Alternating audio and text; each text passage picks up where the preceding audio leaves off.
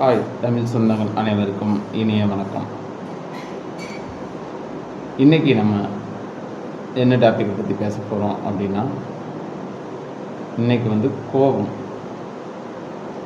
கோபம்னா என்ன, கோபம் எங்கேருந்து வருகின்றது,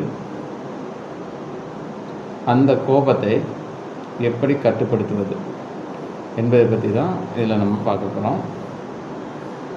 கோபம் ஒரு மனிதனால் மூளையில் உருவாக்கப்பட்ட ஒரு உணர்வு.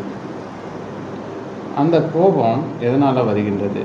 யாராவது நம்மளை ஏமாற்றினாலோ, அல்லது வெறுப்பேற்றினாலோ, அல்லது ஒரு காரியத்தை செய்கிறேன் என்று செய்யாமல் இருப்பதனால நமக்கு கோபம் இயல்பாக வெளிவருது.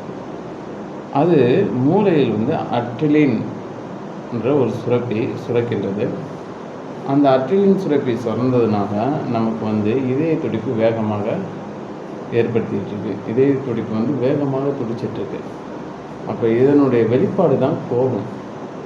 இந்த கோபம் வருவதனால பார்த்திங்கன்னா நம்ம சுய சிந்தனை, சுய உணர்வு இது ரெண்டுமே கட்டுப்படுத்தப்படும். அப்படி கட்டுப்படுத்தப்படுறதுனால நம்மளுடைய வார்த்தைகள், நம்ம என்ன வார்த்தை பேசுகிறோம், அந்த வார்த்தையால் எவ்வளோ தூரத்துக்கு பாதிப்பை ஏற்படுத்தும் அப்படின்ற விஷயம் தெரியாமல் நம்ம வார்த்தையை வெளியே விட்டுருவோம். இது கோபம் மிகப்பெரிய ஆபத்தை ஏற்படுத்தும். இந்த கோபத்தை ஒரு சில நிமிடங்களில் நாம் கட்டுப்படுத்தலாம். அது எப்படி அப்படின்றத சில ட்ரிக்ஸ் அண்ட் டிப்ஸ் மூலமாக நான் உங்களுக்கு கற்றுக் கொடுக்கின்றேன். நான் ஒரு கோபம் வருது அப்படின்னா நம்ம உடனடியாக அதுக்கு ரியாக்ட் பண்ணாமல் ஒரு 10 செகண்ட் ஹோல்ட் பண்ணணும். நல்லா மூச்சை உள்ளே இழுக்க வேண்டும். அதை நிலைநிறுத்த வேண்டும். மீண்டும் ஒரு 5 செகண்ட் நிலைநிறுத்திய பின்பு மூச்சை வெளிவிட வேண்டும்.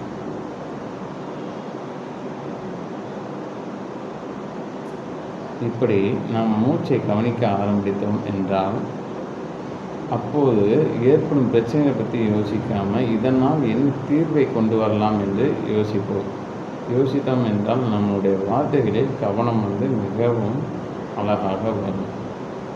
இன்றைய பயிற்சி. தேங்க்யூ.